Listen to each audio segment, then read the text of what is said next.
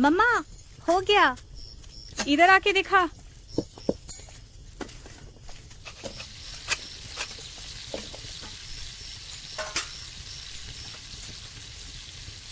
अपनी आंखों से देख, सिलाई सही हुआ क्या? सारे टुकड़े ध्यान से सिलाई करना है। ठीक है मम्मा। शुरू से। क्यों मम्मा?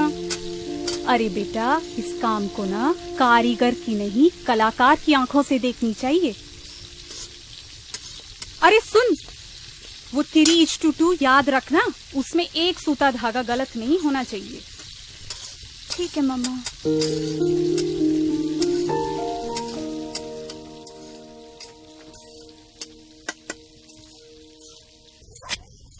मम्मा,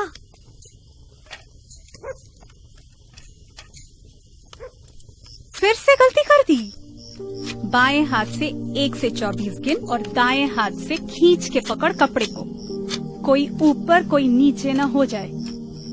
चल, आंखों में पानी छिड़क और चालू हो जा फिर से बेटा। सही से करेगी तो खाना मिल जाएगा जल्दी से।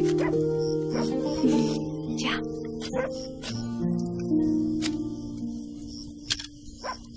सुनो जी, कल सुबह कर सकती है? आज रात भी बहुत हुई है। रात ही तो हुई है, रात खत्म तो नहीं हुई। मम्मा, आज तो खाना बहुत ही अच्छा हुआ। एक साइड खत्म हो गया है तो दूसरी साइड खत्म करके ही सोना। गिनती गलत नहीं होनी चाहिए, परफेक्ट होनी चाहिए।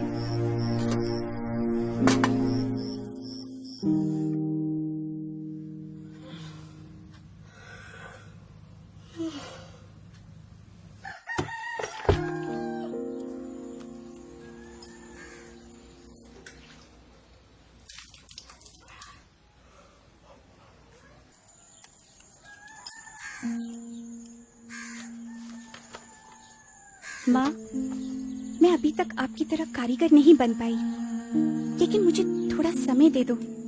मैं भी परफेक्ट कारीगर बनूंगी और आपका नाम रोशन करूंगी।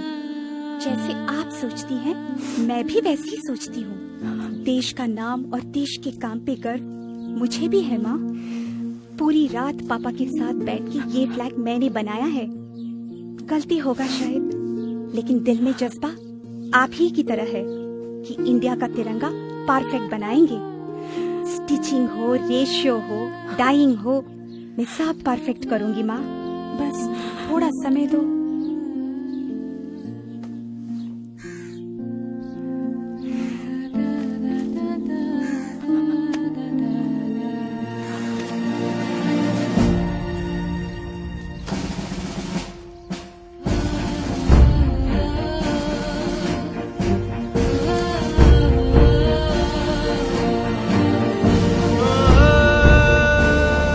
कर्नाटका में बंगेरी की कर्नाटका खादी ग्रामोद्योग संयुक्त संघ भारत की एकमात्र संस्था है जिसको भारत सरकार हमारी तिरंगा बनाने की अनुमति देती है। इस संस्था को संपूर्ण रूप से चलाने का काम संभालती हैं ऐसी कुछ महिलाएं जो आती हैं 3 घरों से।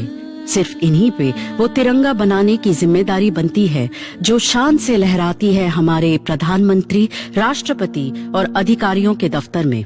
ISI की पहचान इस संस्थे को इन तिरंगों के सारे भारत में बेचने का अधिकार देती है।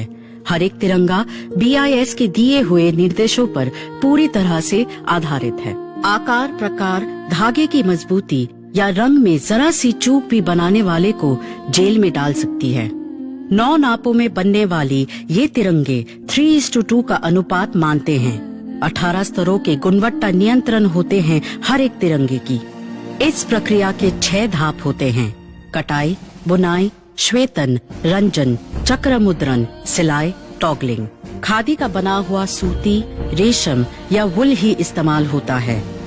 2 तरह की खादी इस्तेमाल होती है: खादी बंटिंग तिरंगे के लिए और खादी डक कपड़े को खूंटी से बांधने के लिए। खादी डक के लिए 150 सूता होनी चाहिए प्रति स्क्वायर सेंटीमीटर, 4 सूता प्रति इंच और वजन 205 ग्राम प्रति स्क्वायर फुट।